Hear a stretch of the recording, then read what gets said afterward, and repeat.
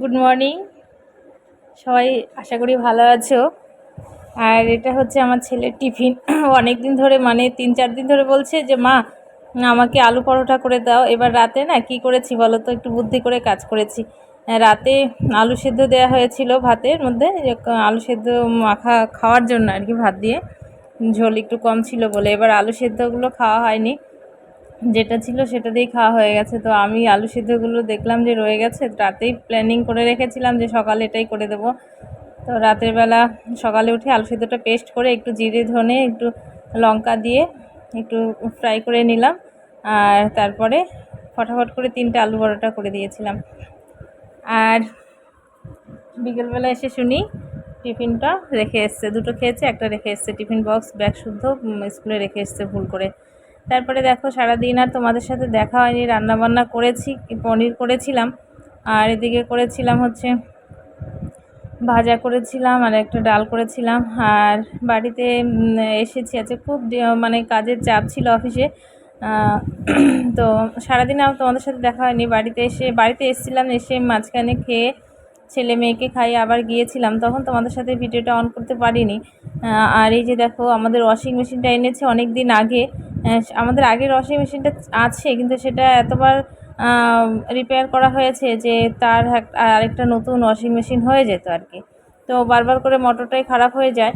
আর এটা এনেছে দেখো একদমই অটো ওয়াশিং মেশিন, কিন্তু এটা কি বলো তো, খুব চাপ হয়ে যাচ্ছে। কোথায় মেশিনটা বসাবো, আমি বলেছিলাম আমার রুমের পাশে যে রুমটা আছে সেখানে একটু জায়গা আছে বাথরুমের পাশে, তো সেখানে বসাতে বলেছিলাম। তো বলছে এত সুন্দর ওয়াল টাইলস বসানো বাথরুমে, আবার সেটাকে ফাটাতে হবে, মানে ফুটো করতে হবে। ফুটো করার সময় যদি বাই চান্স ফেটে যায় একদমই বাজে লাগবে, আর পাইপটা যাবে, ভালো লাগবে না দেখতে রুমের মধ্যে। তাই একদম ছাদের ল্যান্ডিংয়ে বসানো হলো। তো কিছুটা কাজ বাকি আছে। আর অটো আমরা কোনোদিনও তো এটা ইউজ করিনি, যার জন্য না বুঝতে পারছি না কোনটা টিপলে কোনটা হবে, কী করলে না হবে, মানে অনেক চেষ্টা করে।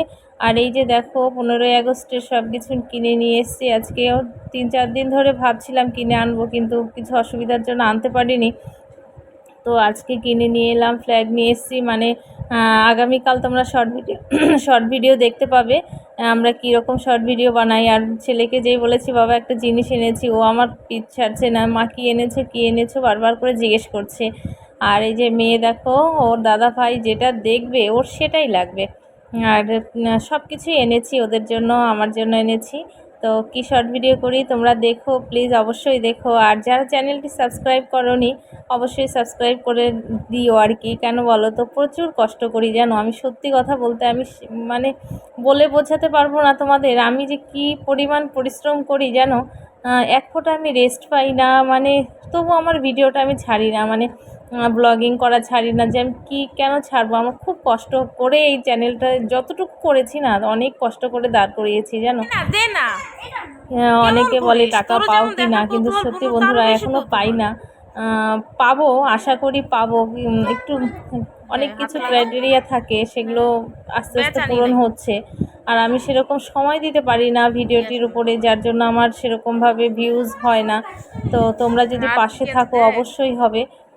আর কি বলবো, তো চেষ্টা করি আমার মানে যথাসাধ্য চেষ্টা করার, যতটা পারি আমি ভালো ভিডিও করার জন্য। তো এখন আমি এই যে ভয়েস দিচ্ছি না, আজকে যেটা আপলোড হবে আগের দিনে আমি ব্লগ মানে শ্যুট করে রেখেছি, আর এখন আমি রান্না করছি আর ভয়েস দিচ্ছি। তো এখন ছেলে এখন পড়ে এসেছে টিউশনি থেকে, তারপর ওকে একটু খেতে দেব। তো খাওয়ার পরে ওকে নিয়ে আবার বই নিয়ে বসাবো। এর মাঝখানে মেয়েকে খাওয়ানো হয়ে গেছে। আর আমি যে বাড়িতে এসেছি না, একটা ফোঁটা আমার মানে রেস্ট কী জিনিস সেটা আমি পাই না।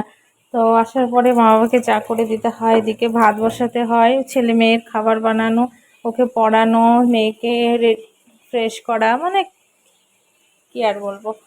তো দেখো ছেলে মেয়ে দুজনই ওদের এই খেলনাটা নিয়ে বসে পড়েছে। আর অনেক কিছু নিয়ে এসেছি, ওই জিনিসগুলো দেখছে, আর একটা কি পেয়েছে সেটা নিয়ে বারবার করে দেখছে। এখন করি, আর এই মেয়ে এটা নিয়েই খেলে যাচ্ছে সমানে। তো চলো আজকের মতো এই পর্যন্তই। ভালো থেকো, সুস্থ থেকো, আর ভালো লাগলে অবশ্যই একটি লাইক করে দিও।